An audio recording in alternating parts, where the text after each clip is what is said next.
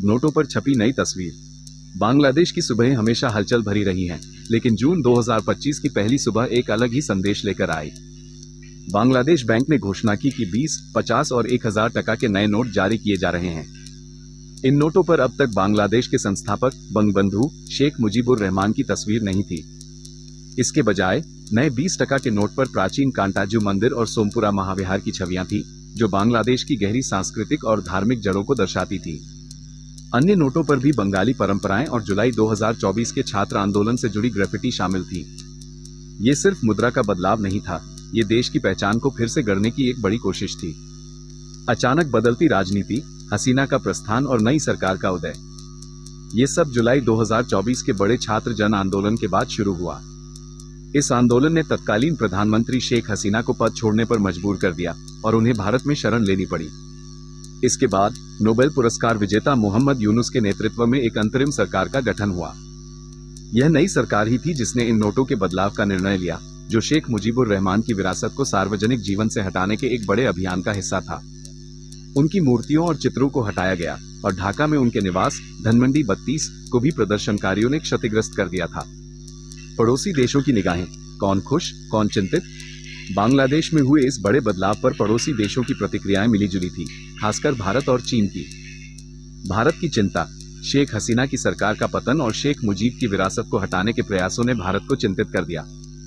भारत हमेशा से शेख हसीना के शासन को क्षेत्रीय स्थिरता के लिए महत्वपूर्ण मानता रहा था। जब अंतरिम सरकार के प्रमुख सलाहकार मोहम्मद यूनुस ने चीन यात्रा के दौरान बंगाल की खाड़ी पर अभिभावकत्व का दावा किया, तो भारत में तीखी प्रतिक्रिया हुई। असम के मुख्यमंत्री हिमंत बिस्वा शर्मा ने भी इस पर कड़ा विरोध जताया, जो भारत की क्षेत्रीय सुरक्षा चिंताओं को दर्शाता था। चीन का समर्थन, दूसरी ओर चीन ने बांग्लादेश की अंतरिम सरकार को पूरा समर्थन दिया।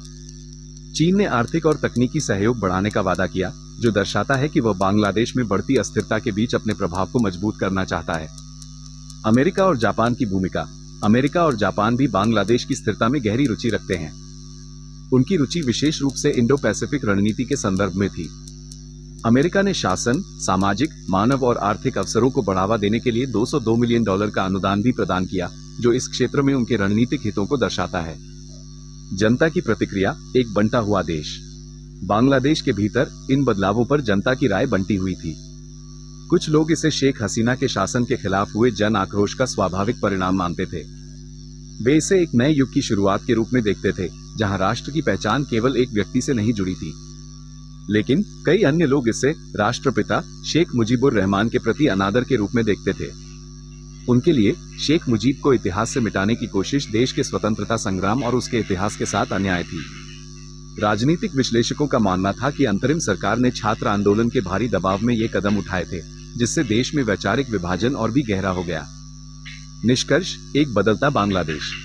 यह मुद्रा परिवर्तन केवल एक आर्थिक निर्णय नहीं था, ये बांग्लादेश की राजनीतिक दिशा, सांस्कृतिक पहचान और पड़ोसी देशों के साथ उसके संबंधों को फिर से परिभाषित करने का एक बड़ा प्रयास था। ये दर्शाता है कि एक देश कैसे अपने इतिहास, वर्तमान और भविष्य के बीच संतुलन बनाने की कोशिश करता है, और इस प्रक्रिया में उसे आंतरिक और बाहरी दोनों चुनौतियों का सामना करना पड़ता है। बांग्लादेश आज एक ऐसी नई राह पर चल पड़ा है, जिसके परिणाम अभी भी भविष्य के गर्भ में छिपे हैं।